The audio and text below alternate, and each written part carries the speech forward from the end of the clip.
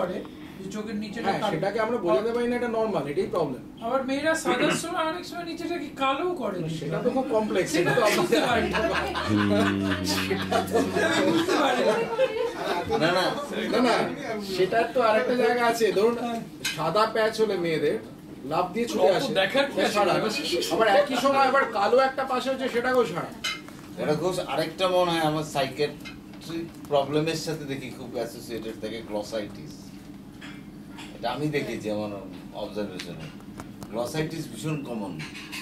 হয়তো ডিপ্রেশনের চিকিৎসা করা, ডিপ্রেশন সেরে গেল, ওটাও সেরে গেল, মানে ওর জন্য আলাদা ক্রনিক ক্যান্ডিডিয়াস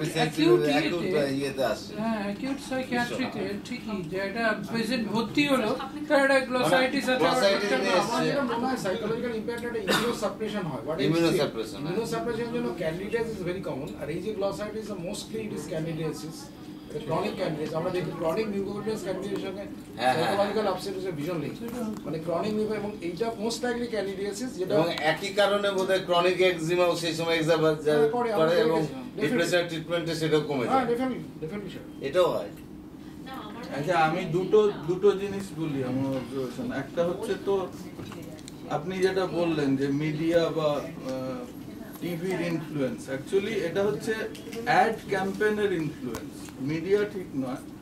তো ব্যাপারটা হচ্ছে যে আমাদের কতগুলো মেন্টাল সেট আছে, তো যেমন ধরুন ফর্সা ভালো, কালো ভালো নয়, তো কিংবা কতগুলো নর্মাল ভেরিয়েশনস আছে, মানে লম্বা একজনের হাইট এত থেকে এত হতে পারে।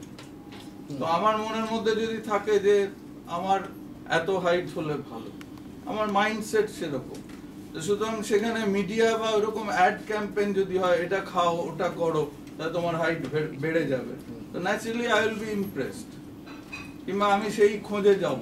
সেটা না না, এটা তো বলে যে এটা তো খুব কসমেটিক্স তো আন্ডার আই ক্রিম না, সেই রকম আমি বলছি যে সেরকম তলায় কালো, চোখের তলায় কালো, এটা মানে একটা তোমার একটা দুর্বলতার একটা ইয়ে। নরমাল ভেরিয়েশন যেগুলোকে ডিজিজ বলে বা ডিসঅর্ডার বলে চালায়। বিদেশে যদি কেউ খুব ফেয়ার হয়, তার মানে তার পয়সা নেই to be go to tan করার জন্য, ট্যান করার পয়সা নেই, সেজন্য ওদের দেশে ফোর্সিবলি তারা ট্যান করে। আমাদের যে জাস্ট উল্টো, মানে ট্যান হলে ও ফিরে এসে আমাদের বলে ফর্সা করব, মানে এটা ডেফিনেটলি। তবে এটা আমাদের মব সাইকোলজি, আমি জানি না, এটা টোটাল একটা সিস্টেমের চলছে না। সৌন্দর্যের যে সংজ্ঞাটা সেটা তো মানে না, সেটা তো পাল্টা ভ্যারি করে, সেটার একটা কালচারাল বায়াসও থাকে। আমরা যেখানে বেড়ে উঠছি, আগে যেমন বেশ গোলগাল ফর্সা, সেটা একটা ছিল যে জামিনী রায়ের ছবি, কিন্তু এখন হয়ে গেছে একদম স্কিনি জিরো ফিগার, সেটাই নাকি সৌন্দর্য। যাই হোক, এটা হলো একটা দিক। আরেকটা আমি একটা কেসের কথা বলছি। এক ভদ্রলোক এলেন মিডল এজের,